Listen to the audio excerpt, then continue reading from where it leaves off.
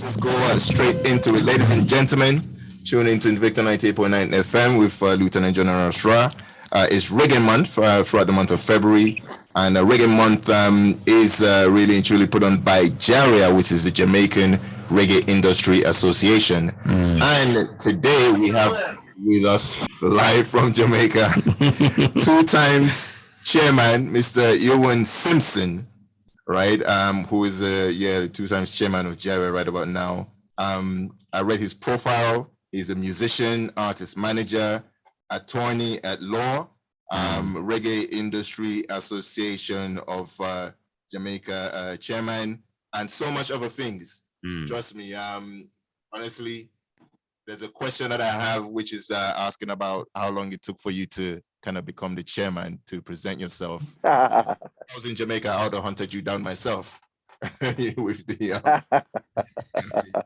but anyway, let's talk about, let's find out a little bit about your background.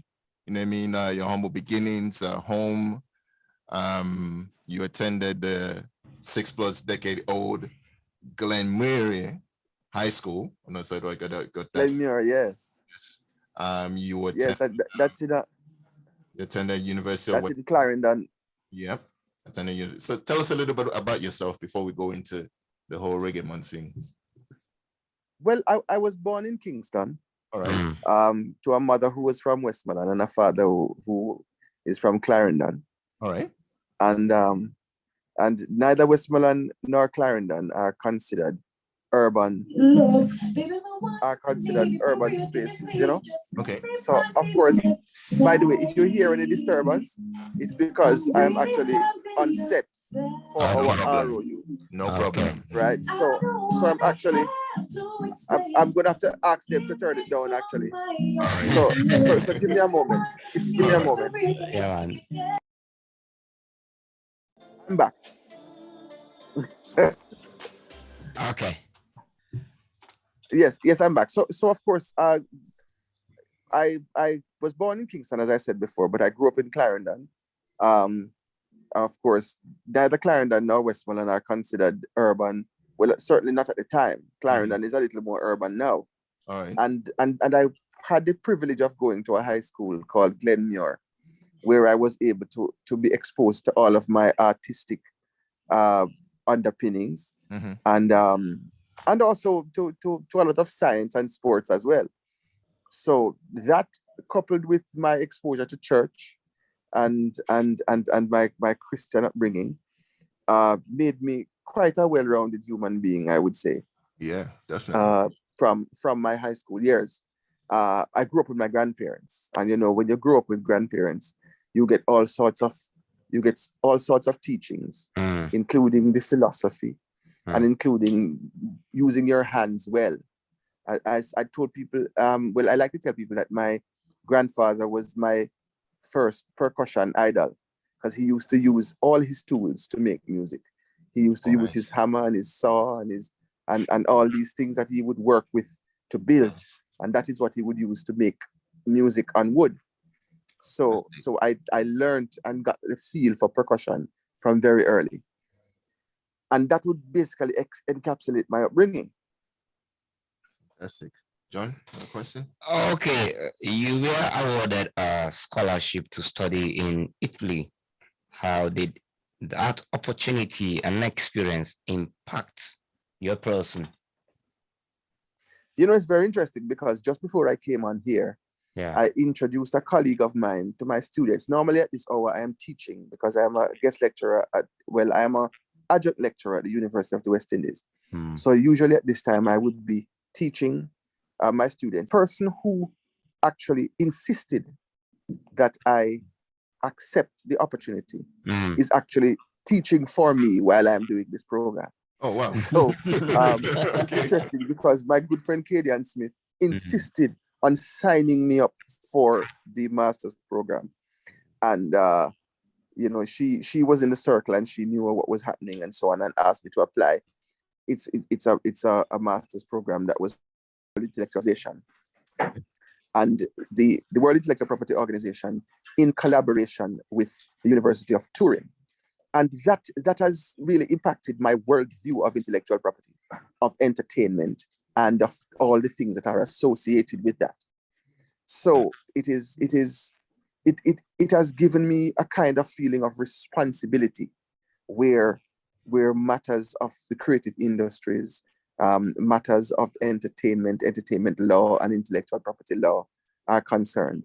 And so I had to come back home to Jamaica because, of course, the program was substantively in Italy. And I had to come back home to Jamaica just to ensure that I contributed to building our entertainment industry in Jamaica.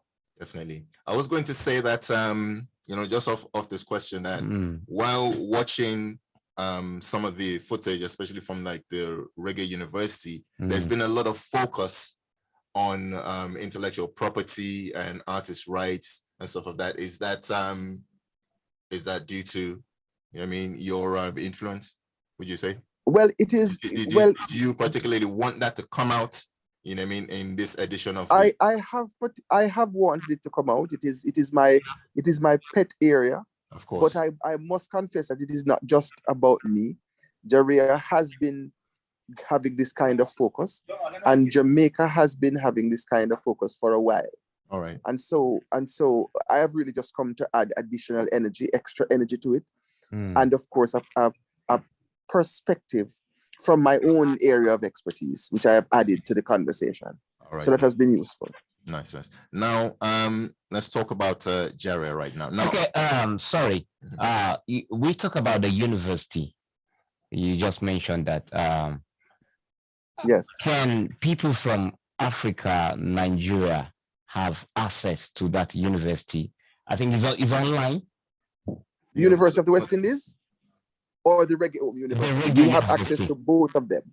You have access to both of them. Reggae Open University, in fact, as soon as we jump off this program, anyone in another couple of minutes, probably in about another half an hour, our Reggae Open University series will continue. Okay. You can find it on Jaria online. All right. On Facebook, or Jaria Entertainment on Instagram, or Jaria Entertainment on YouTube. And you will see live conversation about entertainment business, about best practices in Jamaica, and about the challenges that we have. And today's program, as a matter of fact, is about investment systems for sustaining the entertainment industry. And that's a conversation that we're having with some real stalwarts in the business. And I mean, the general manager of our collecting society, JCAP, will be on. Mr. Robert Livingston, who used to manage Shaggy and who used to manage Supercat and all these big acts, will be on having the conversation. So we have these conversations during Reggae Month, but we will also have them for the rest of the year, because Jaria insists that our university should not only be a month open, but it should be open 12 months a year. I think so feel free to jump on and join us. Definitely. Okay. I think in fact, if you check our website, jariaentertainment.com, you will get all the information that you need. Okay. That's definitely a good look. Even outside of Jamaica, I think these are universal. The issue of intellectual property and knowing your rights, these are universal problems that this Reggae University editions, they are talking about really and truly. A lot of people globally can benefit, from the information that they will get from. So definitely we will see how on the program we can maybe run a few of the episodes, as the goes along. Because it's not always shared. Information is not always shared as freely as it ought to be, and that is a part of the challenge that we have, particularly as people from the African diaspora. And so it's important that we are able to talk about these things to make the average person aware of what their rights are and what the possibilities are, and so on. Definitely.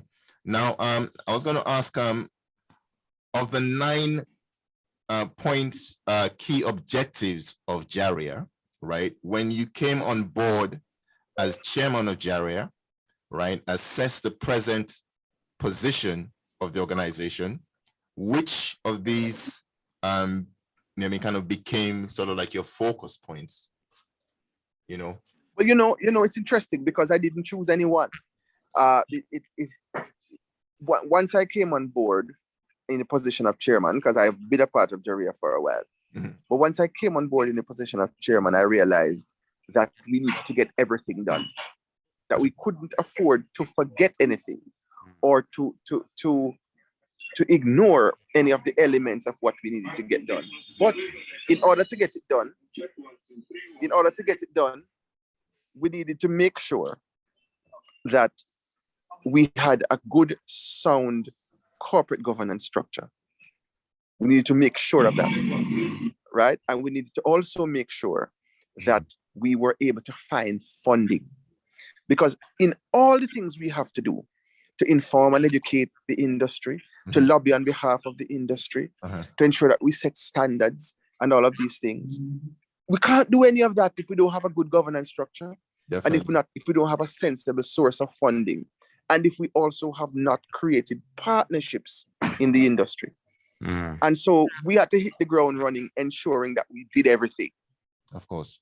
You know, we couldn't choose because all things needed to be done simultaneously.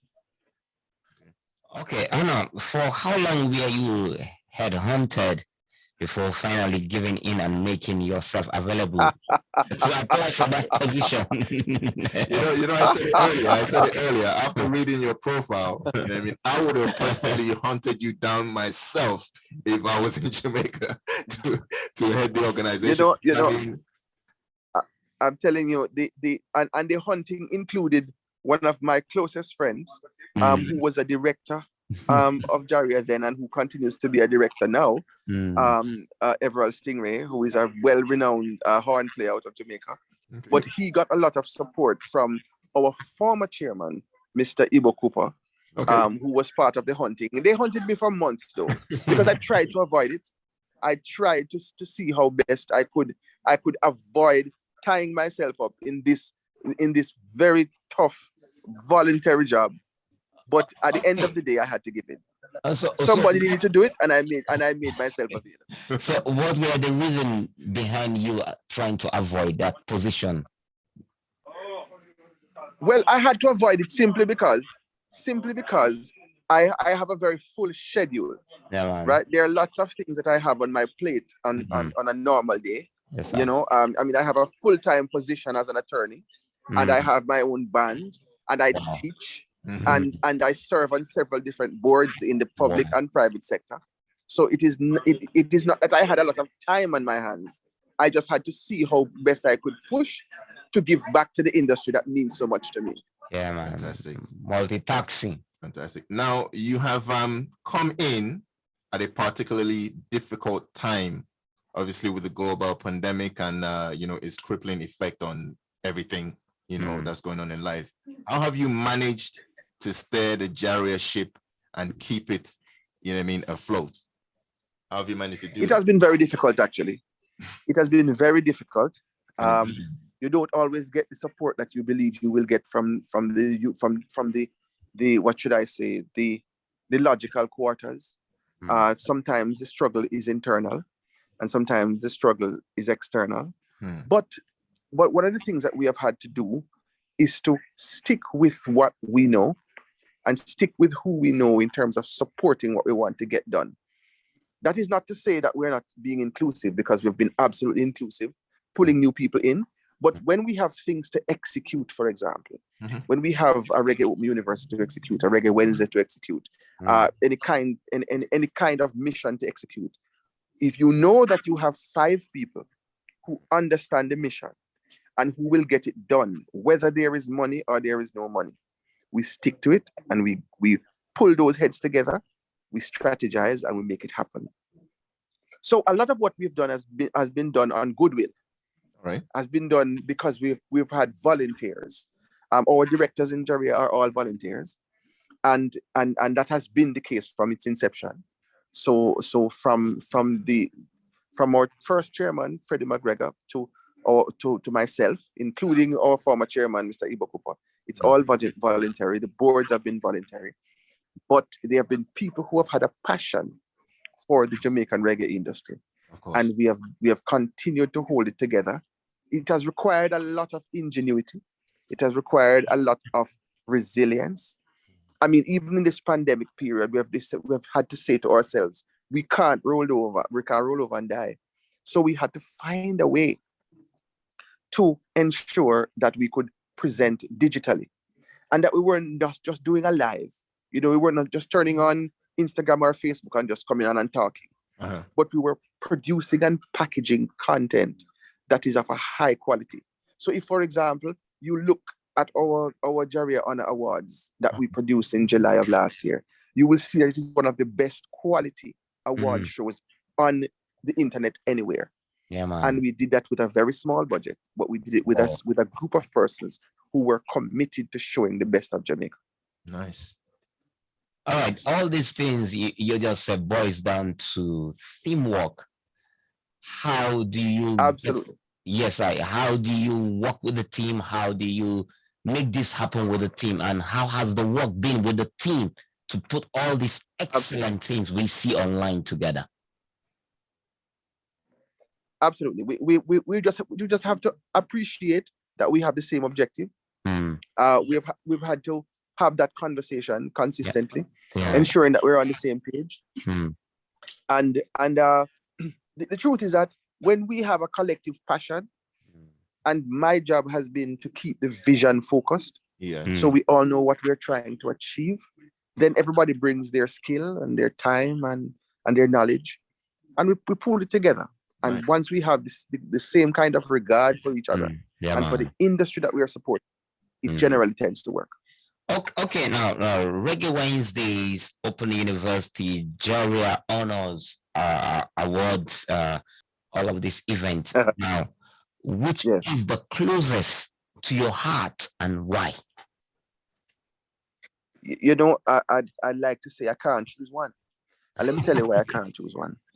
Reggae Wednesday exposes emerging talent and also celebrates our established acts. And that is very critical. Showcasing is critical to what we do. People must know what we have to offer. People must appreciate the history of it, and they must also see the future. But the Open University is an opportunity for conversation, to discuss best practices, to discuss challenges, to discuss failures, and to discuss opportunities. So that is also very crucial to what we do. All corners of the industry's operation must be handled. At the same time, our award show is where we get a chance to say, yes, you have done us well, and so we can award our peers in the industry. And that too is close to my heart. So the reality is, I can't choose. It is just not reasonable for me to say one of them is closer to my heart than the other, because all of them must happen and all of them play a pivotal role. Okay, talking about the awards now, I have seen several awards that maybe people buy the awards and just to make sure you have something to show and add to your CV. You understand? So can we say Jaria Honors Award is strictly on merit, not on voting? Strictly on merit. You have to vote, that voting does not get the right people there. Well, there is no opportunity to purchase that awards. Any opportunity to purchase the awards is how Jaria purchases the actual object with the kind support of the Chase Fund. So we don't need to have prospective awardees paying us to get those awards. It's not likely, because we have a very strict awards committee with some stalwarts in the industry, which include our former chairman, led ably by currently our director, Mary Isaacs.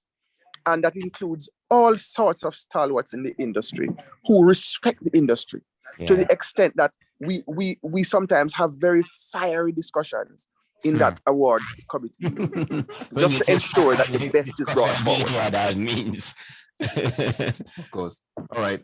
Now, Jaria is now, if I'm not mistaken, is in its 15th year of existence. Is that correct? Yes. All right. And thereabout, getting there. All right. As one who has been involved, as we've learned, in the entertainment scene on, all multiple levels, right? Were you, when you decided to make yourself available for this position, right?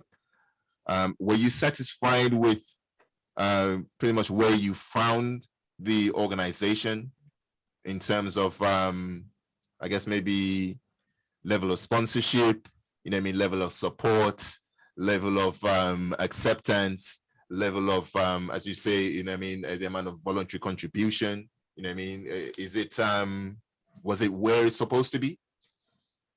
Well, even before I say that, I'm going to tell you that after I answer it, I'm going to have to run because the production team is running me off the set because the ROU must start. Yeah. The ROU must start, and we have to set an example and be on time. So they're beating me up, right? And I have to be the first to set the example. But let me just say this: that what I found then was an industry association that was fighting to keep its mission alive. The industry association is still fighting to keep its mission alive. The persons who have kept it together, and I must give a shout out to Mr. Ibo Cooper and his team, to Mr. Junior Lincoln, who was a part of that team, to Miss Mary Isaacs, who still, I mean, all three of them are still a part of the team, and to all the other members of the team, including Miss Colleen Douglas and so on, who kept it together in that period of time. And to our current directors, including Mr. Dean Fraser, including Miss June Isaacs, who continue to give of their time, and other volunteers who have continued to do it, to make sure that we remain relevant and that we continue to get it done. Of course, we want more support from corporate Jamaica, and we are working on that. And we are, in fact, getting better support now. I mean, we have just entered into a very fruitful partnership with Victoria Mutual Group, and we are going to make it happen. They are running me off the set. I gotta go, but we'll talk again. In 1 minute, what is your immediate plan to take Jaria and the music industry to the next level in Jamaica? That's the last question I wanted to ask you. What is your immediate plan to take the music industry and Jaria to the next level in Jamaica? That's a long question with an even longer answer. And probably when you call me back before Reggae Month is done, we can have a full discussion on that. Because that will be done in a hurry. That will be done in a hurry. Conversation on this radio station, 98.9 Invicta FM. Hold me to it, 98.9. All right. Hold me to it. All right, take care. All right, give thanks. Yes, I. All righty. Yeah, man.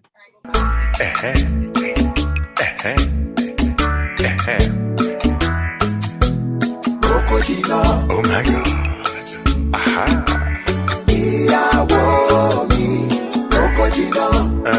Baby, roll that out. Make sure play almost everything around. What's that? Yeah. Aha.